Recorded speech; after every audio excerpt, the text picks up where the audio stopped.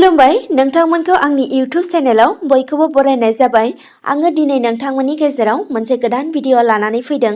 बे भिडिअनि गेजेरजों आङो नोंथांमोननो माखासे गेदेरथार खौरांफोरखौ होनो लादों।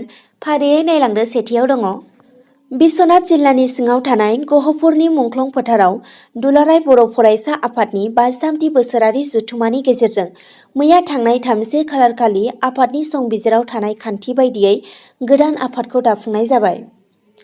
गोदान आफादनि थाखाय आफादगिरि महरै दिपेन बर'खौनो सायख'फिननाय जायो। गुबुन फारसेथिं लेङाइ आफादगिरि महरै खोरोमदाव औवारी, आफादनि गाहाय नेहाथारि महरै खनीन्द्र बसुमतारी आरो लेङाइ गाहाय नेहाथारि महरै कास्तम बसुमतारी, नेहाथारि महरै रंगिना बसुमतारी, निजोम बसुमतारी, बिरदाव बसुमतारी, आनन्द दैमारी, बुंथिगिरि महरै जनक उजिर, हारिमु नेहाथारि महरै दिलीप बसुमतारी, सोलोंथाइ नेहाथारि महरै सोमावसार बसुमतारी, आखान्थि सोलोंथाइ नेहाथारि महरै रमिय बसुमतारी आरो रांगिरि महरै दिनेश ब्रह्ममोनखौ सायख'नाय जायो।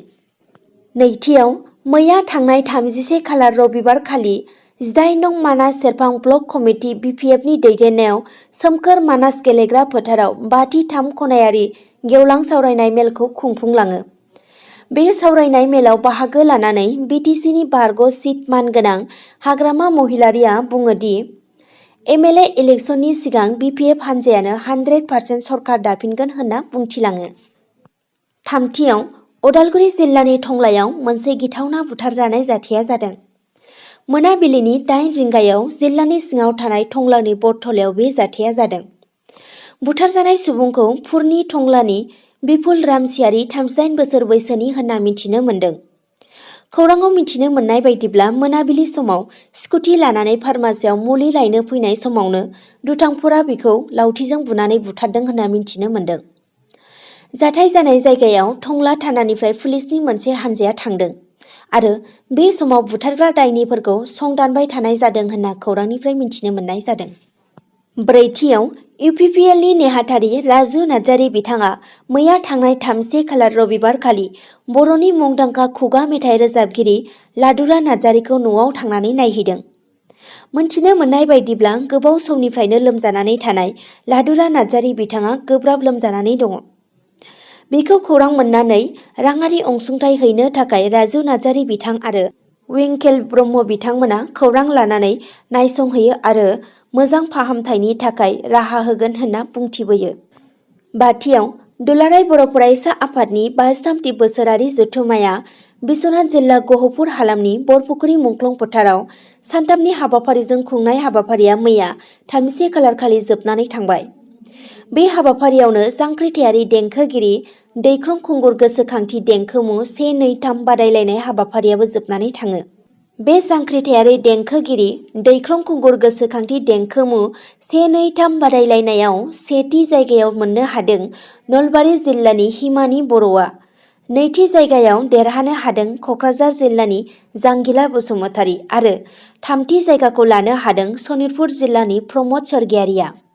दथियाव मैया थांनाय 30 खालार रबिबार खालि शिबसागर जिल्ला थाइ आहम फरायसा आफादनि बानजायनायाव शिबसागरनि निमाइजान ओनसोलनि निमाइ फुख्रिनि लांगोनायाव बानजायनाय दोरोङारि मे दाम मे फि हाबाफारियाव आसामनि गोहोगोरा मन्त्रि डक्टर हिमन्त बिश्व शर्माया गाहाय आलासि महरै बाहागो लादों।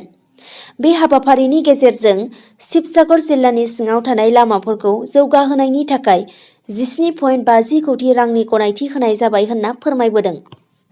स्निथियाव उत्तर प्रदेशआव मुरादाबाद जिल्लानि नानपुर ओनसोलाव सनिबारनि फुङाव मिनिबास आरो ट्राकनि गिख्रंथाव महरै सौग्रावनाय जाथाया जादों।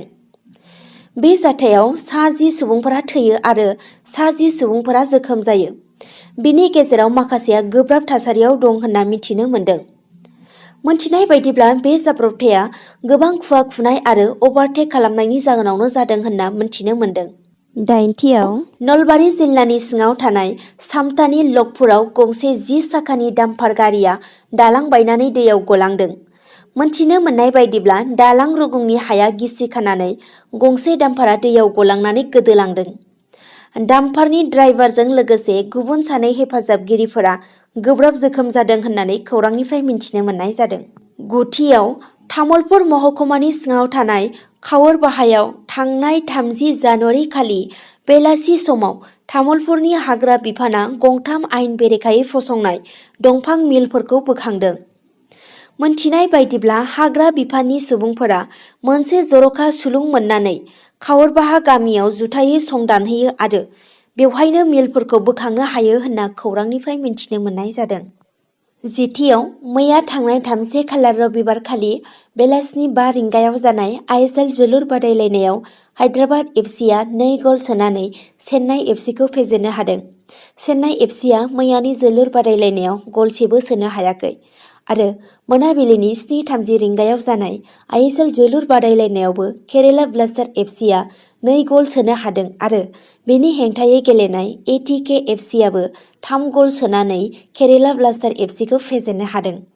आरो दिनै जानो गोनां ISL जोलुर बादायलायनाया मोनाबिलिनि 7:30 रिंगायाव ओडिशा एफसिनि हेंथायै जेमशेदपुर एफसिजों गेलेनायखौ नुनो मोनगोन। दानिया फैदो जिसेआव जोबथारनाय खौरां। क'क्राझार जिल्लानि सौराबारि साहा बागाननि निउ दालुआबारि ओनसोलाव मैया थांनाय 30 खालार रबिबारखालि पुलिस आरो जुवा गेलेग्राफोरनि गेजेराव मोनसे दाङाबाजिनि थासारि सोमजिदों। मोनथिनाय बायदिब्ला गोबाव समनिफ्रायनो बे ओनसोलाव उदाङै जुवा गेलेनाया सोलियोमोन।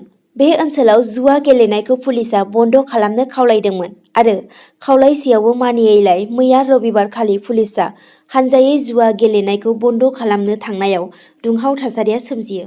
गिबियाव जुवा गेलेग्राफोरा पुलिसखौ नुनानै खारलांदोंमोन होनना मिन्थिनो मोन्दों आरो दान्दिसे समनि उनाव जुवा गेलेग्राफोरा ज' जानानै पुलिसनियाव गाग्लोबनो नाजादों होनना खौरांनिफ्राय मिन्थिनो मोननाय जादों। दिनैनि भिडिअ'आ बेखिनियानोसै। नोंथांमोना जुदि भिडिअ'खौ नायनानै मोजां मोनदोंब्ला लाइक, कमेन्ट, शेयार, साबस्क्राइब खालामनो दाबाव। एसेनोसै, गोजोन्थों।